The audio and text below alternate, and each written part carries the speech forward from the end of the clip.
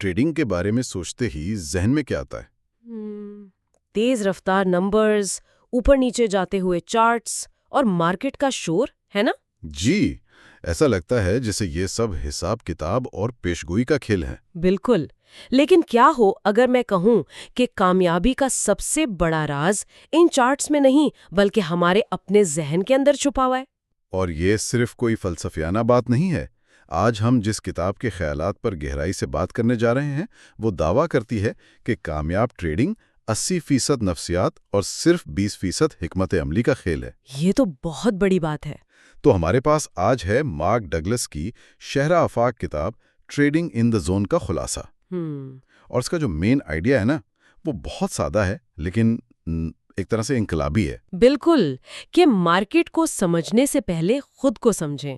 منافع کمانے والے چیمپئن ٹریڈر کے سوچنے کے انداز میں آخر کیا فرق ہوتا ہے؟ آئیے اس دلچسپ سفر کو شروع کرتے ہیں۔ یقیناً، دیکھیں یہ کتاب ٹریڈرز کو روایتی تجزیے سے بہت آگے لے جاتی ہے۔ عام طور پر ٹریڈنگ میں 3 طرح کے تجزیے ہوتے ہیں: بنیادی یعنی فنڈامنٹل، تکنیکی یعنی ٹیکنیکل، اور ذہنی یعنی مینٹل۔ اچھا، ڈگلس کا ماننا ہے کہ زیادہ تر لوگ اپنی ساری توانائی پہلے 2 پر لگا دیتے ہیں، جبکہ اصل کامیابی کی چابی تیسرے یعنی ذہنی تجزیے میں پوشیدہ ہے۔ ٹھیک ہے، تو آئیے اسی سے شروع کرتے ہیں۔ یہ تینوں تجزیے ہیں کیا؟ میرا خیال ہے سب سے پہلے تو فنڈامنٹل انالیسز آیا ہوگا، جس میں کمپنی کے کھاتے اور معاشی حالات دیکھے جاتے ہیں۔ بالکل درست۔ شروع میں یہی سوچ تھی کہ اگر آپ کسی کمپنی کے کاروبار کو اچھی طرح سمجھتے ہیں، اس کی بیلنس شیٹ کو پڑھ سکتے ہیں، تو آپ مارکیٹ میں پیسہ بنا سکتے ہیں۔ اور یہ کسی حد تک درست بھی تھا، لیکن اس میں ایک بہت بڑا مسئلہ تھا۔ جی، یہ ماڈل یہ مان کر چلتا تھا کہ انسان ہمیشہ منطقی فیصلے کرتا ہے۔ لیکن ایسا تو نہیں ہوتا۔ انسان تو جذبات، خوف اور لالچ سے بھرے ہوئے ہیں۔ تو کیا اسی وجہ سے مارکیٹ اکثر پیشگوئیوں کے بالکل الٹ چلتی تھی؟ یہی ہوا، لوگ اچھی خبر پر بیچ دیتے تھے اور بری خبر پر خرید لیتے تھے۔ اسی خلا کو پر کرنے کے لیے تکنیکی تجزیہ یعنی ٹیکنیکل انالیسس سامنے آیا۔ اچھا، اس کا نظریہ یہ تھا کہ ہمیں کمپنی سے زیادہ لوگوں کے رویے پر توجہ دینی چاہیے۔ چارٹ پر بننے والے پیٹرنز دراصل لاکھوں لوگوں کے اجتماعی خوف، لالچ اور امیدوں کا عکس ہیں۔ یہ ایک بہت بڑی پیش رفت تھی۔ لیکن ایک منٹ، تو اگر ٹیکنیکل انالیسز اجتماعی رویوں کو ہی پڑھتا ہے تو یہ نفسیات کا حصہ کیوں نہیں ہے؟ میرا مطلب ہے ذہنی تجزیہ اس سے آگے کیسے جاتا ہے؟ ان دونوں میں اصل فرق کیا ہے؟ یہ بہت بہترین سوال ہے۔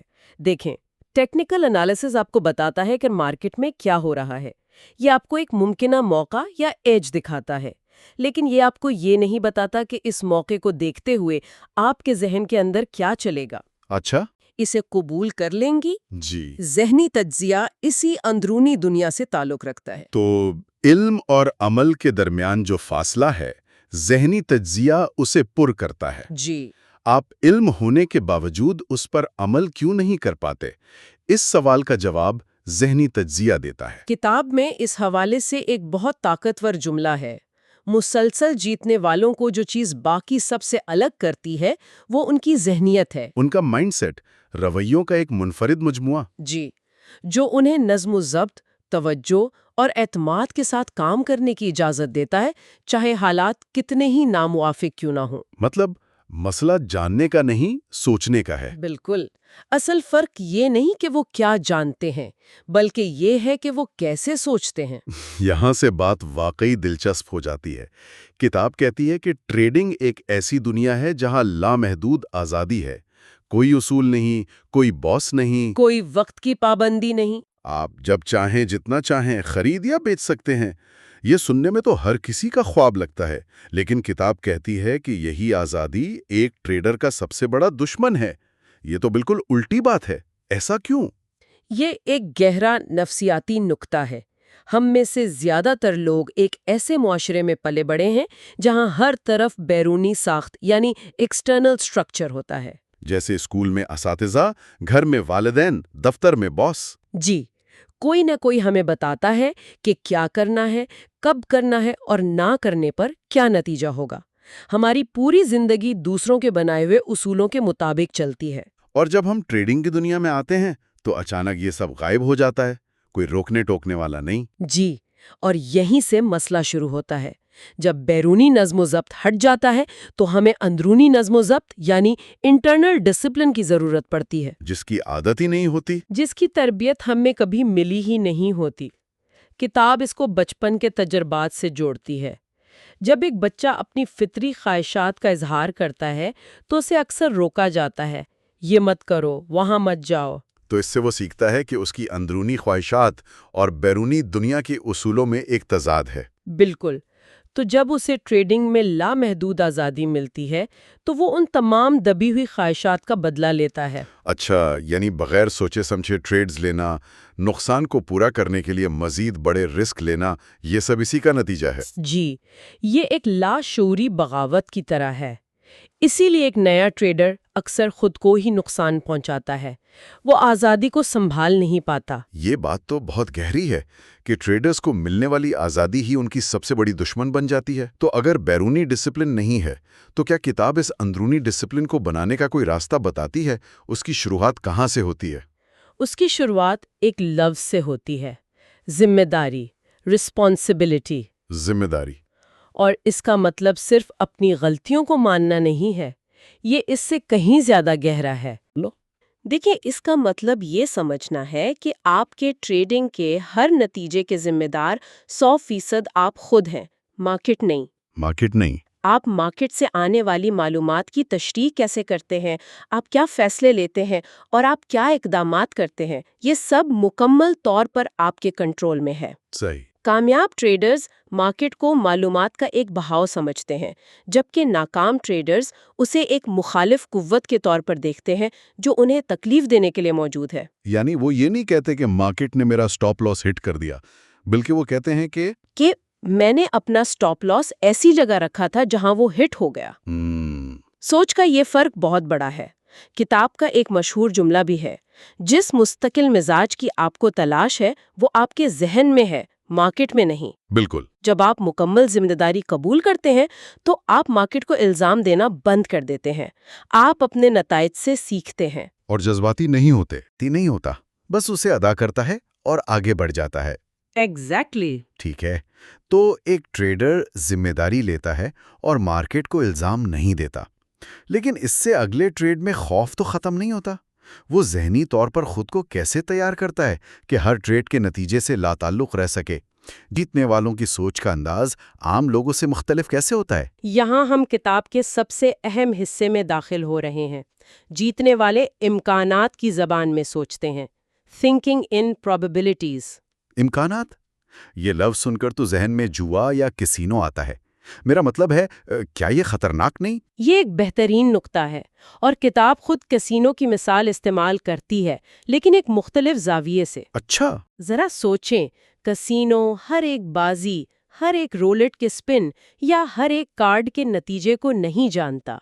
ہر ایک نتیجہ مکمل طور پر بے ترتیب یعنی رینڈم ہوتا ہے، لیکن اس کے باوجود کسینو ہمیشہ منافع میں کیوں رہتا ہے؟ کیونکہ انہیں معلوم ہے کہ طویل مدت میں ہزاروں بازیوں کے بعد اعداد و شمار کا فائدہ، جسے اسٹیٹسٹیکل ایج کہتے ہیں، ان کے حق میں ہے۔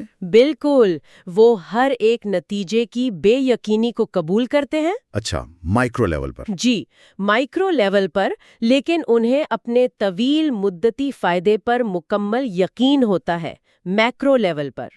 ایک کامیاب ٹریڈر بالکل اسی طرح سوچتا ہے۔ وہ جانتا ہے کہ اس کی اگلی ٹریڈ منافع میں جائے گی یا نقصان میں، یہ بے ترتیب ہے۔ جی، لیکن اسے یہ بھی معلوم ہے کہ اگر وہ اپنی حکمت عملی، اپنے ایج پر نظم و ضبط کے ساتھ 20، 50 یا 100 بار عمل کرے گا تو طویل مدت میں وہ منافع میں رہے گا۔ واہ!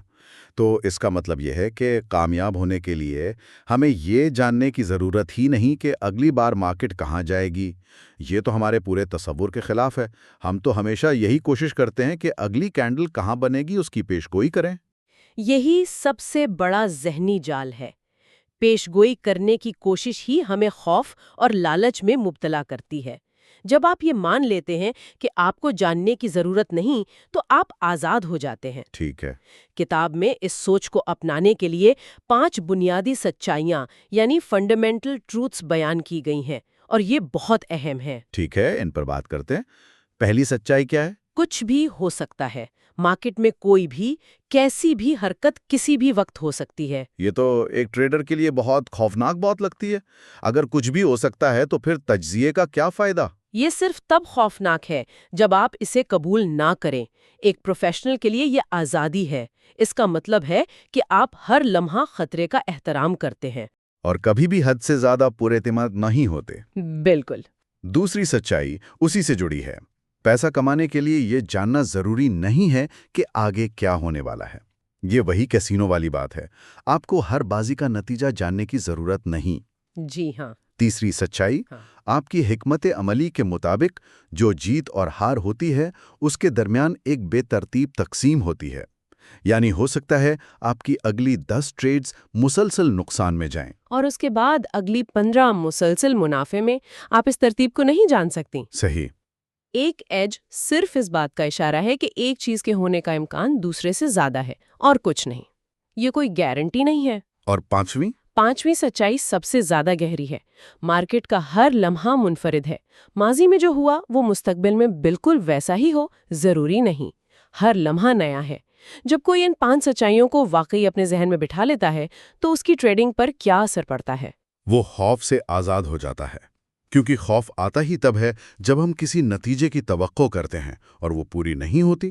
جب آپ کسی بھی نتیجے کی توقع نہیں رکھتے، جب آپ جانتے ہیں کہ کچھ بھی ہو سکتا ہے اور ہر نتیجہ بے ترتیب ہے، تو ڈرنے کے لیے کچھ بچتا ہی نہیں۔ جی، آپ بس اپنی حکمت عملی پر عمل کرتے ہیں، ایک مشین کی طرح۔ لیکن یہ جذبات آتے کہاں سے ہیں؟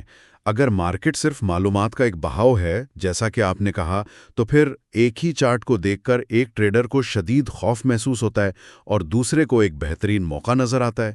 یہ خوف، نقصانات کا ڈر، غلط ہونے کا ڈر، یہ سب کہاں سے پیدا ہوتا ہے؟ یہ خوف مارکیٹ سے نہیں آتا۔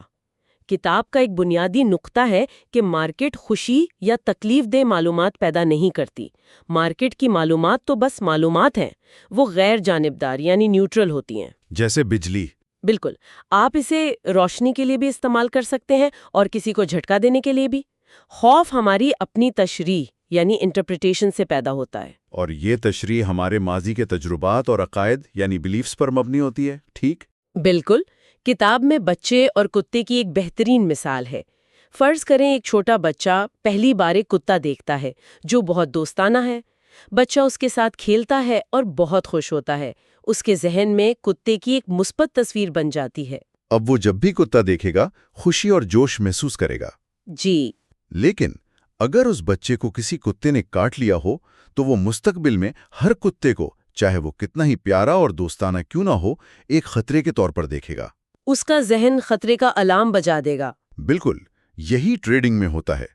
اگر کسی ٹریڈر کو ایک خاص قسم کے سیٹ اپ پر بڑا نقصان ہوا ہو تو اگلی بار جب بھی ویسا ہی سیٹ اپ بنے گا، چاہے وہ کتنا ہی بہترین کیوں نہ ہو، اس کا ذہن لاشعوری طور پر اسے پچھلے دردناک تجربے سے جوڑ دے گا۔ تو وہ یا تو ٹریڈ لینے سے ہچکچائے گا یا بہت جلدی نکل جائے گا۔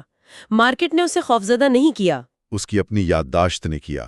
تو کیا اس کا مطلب یہ ہے کہ ہمیں اپنے عقائد کو بدلنا ہوگا؟ لیکن یہ کیسے ممکن ہے؟ یہ عقائد تو سالوں کے تجربات سے بنتے ہیں، یہ تو ہمارے وجود کا حصہ محسوس ہوتے ہیں۔ کتاب یہاں ایک بہت دلچسپ تصور پیش کرتی ہے۔ وہ کہتی ہے کہ عقائد ہمارے ذہنی سافٹ ویئر کی طرح ہیں۔ یہ وہ کوڈنگ ہے جو ہمارے اعمال اور رد عمل کو چلاتی ہے۔ اچھا۔ اور جس طرح ایک سافٹ ویئر کو اپ ڈیٹ یا ڈی بگ کیا جا سکتا ہے، اسی طرح ہم اپنے ذہن کو بھی ڈی بگ کر سکتے ہیں۔ ذہنی سافٹ ویئر کو ڈی بگ کرنا، یہ سننے میں بہت طاقتور لگتا ہے، لیکن عملی طور پر یہ ہوتا کیسے ہے؟ کیا آپ صرف یہ فیصلہ کر لیتے ہیں کہ آج سے میں نقصان سے نہیں ڈروں گا اور ایسا ہو جاتا ہے؟ نہیں، یہ اتنا سادہ نہیں۔ یہ ایک شعوری اور مسلسل عمل ہے۔ اس کا طریقہ یہ ہے کہ آپ سب سے پہلے اپنے محدود کرنے والے عقائد یعنی لمیٹنگ بلیفز کو پہچانیں۔ جیسے میں ہمیشہ غلط وقت پر مارکیٹ میں داخل ہوتا ہوں، یا جب بھی میں بڑا رسک لیتا ہوں مجھے نقصان ہوتا ہے۔ جی، پھر آپ شعوری طور پر ایک نیا بااختیار بنانے والا عقیدہ یعنی امپاورنگ بلیف منتخب کرتے ہیں، جیسے میں ایک نظم و ضبط والا ٹریڈر ہوں جو اپنی حکمت عملی پر عمل کرتا ہے۔ لیکن صرف نیا عقیدہ سوچ لینے سے کیا ہوگا؟ پرانا تو اب بھی موجود ہے۔ یہی اہم نقطہ ہے۔ کتاب کہتی ہے کہ آپ پرانے عقیدے سے لڑیں مت، اس سے لڑنے پر وہ اور مضبوط ہوگا۔ اس کے بجائے آپ پرانے عقیدے سے اپنی توانائی نکال کر نئے عقیدے میں ڈالنا شروع کر دیں۔ اچھا، ہر بار جب آپ اپنے نئے عقیدے کے مطابق عمل کرتے ہیں، یعنی نظم و ضبط سے ٹریڈ لیتے ہیں، چاہے نتیجہ کچھ بھی ہو، آپ اس نئے عقیدے کو مضبوط کرتے ہیں۔ آہستہ آہستہ پرانا عقیدہ غیر فعال ہو جاتا ہے، بالکل کسی پرانے سافٹ ویئر کی طرح جسے آپ استعمال کرنا چھوڑ دیں۔ تو آج کی ساری گفتگو کا خلاصہ یہ ہے کہ ٹریڈنگ میں تکنیکی مہارت اپنی جگہ، لیکن اصل کھیل ذہن کا ہے۔ کامیابی مارکیٹ کی پیش گوئی کرنے میں نہیں، بلکہ اپنے ذہن پر قابو پانے میں ہے۔ بالکل۔ اپنے پرانے نقصان دہ عقائد کو شعوری طور پر نئے اور مثبت عقائد سے بدلنا ضروری ہے۔ جی ہاں، اور یہ سمجھنا بہت ضروری ہے کہ یہ ایک سفر ہے، کوئی بھی راتوں رات زون میں نہیں پہنچ جاتا۔ کتاب کے مطابق ایک ٹریڈر پہلے میکینیکل سٹیج سے گزرتا ہے، جانا وہ سختی سے بغیر کسی لچک کے اپنے اصولوں پر عمل کرتا ہے۔ جی، یہ تکلیف دہ ہو سکتا ہے، لیکن یہ نئے ذہنی راستے بنانے کے لیے ضروری ہے۔ اور اس میکینیکل سٹیج کے بعد کیا ہوتا ہے؟ اس کے بعد بدیہی سٹیج یعنی انٹیوٹیو سٹیج آتا ہے۔ جب آپ نئے عقائد کو اتنی بار دہرا چکے ہوتے ہیں کہ وہ آپ کی شخصیت کا حصہ بن جاتے ہیں، تو پھر آپ کو اصولوں کے بارے میں سوچنا نہیں پڑتا۔ صحیح فیصلے آسانی اور فطری طور پر ہونے لگتے ہیں۔ بالکل، آپ مارکیٹ کے ساتھ ایک بہاؤ کی کیفیت میں آ جاتے ہیں۔ یہاں حقیقی مستقل مزاجی زبردستی نہیں آتی، بلکہ آپ کی فطرت ثانیہ بن جاتی ہے۔ کتاب ٹریڈنگ کے لیے ذہنی سافٹ ویئر کو ڈی بگ کرنے کی بات کرتی ہے، پرانے عقائد کو غیر فعال کرنا اور نئے بنانا۔ ذرا سوچیں، اگر یہ طریقہ صرف ٹریڈنگ کے لیے نہیں بلکہ زندگی کے دوسرے شعبوں کے لیے بھی استعمال کیا جائے تو کیا ہوگا؟ کیریئر، رشتے، خود اعتمادی۔ کن شعبوں میں ہم اپنے ان بنیادی عقائد کی چھان بین کر کے ایک بڑی کامیابی حاصل کر سکتے ہیں جو ہمارے تصورات اور اعمال کو لاشعوری طور پر چلاتے ہیں۔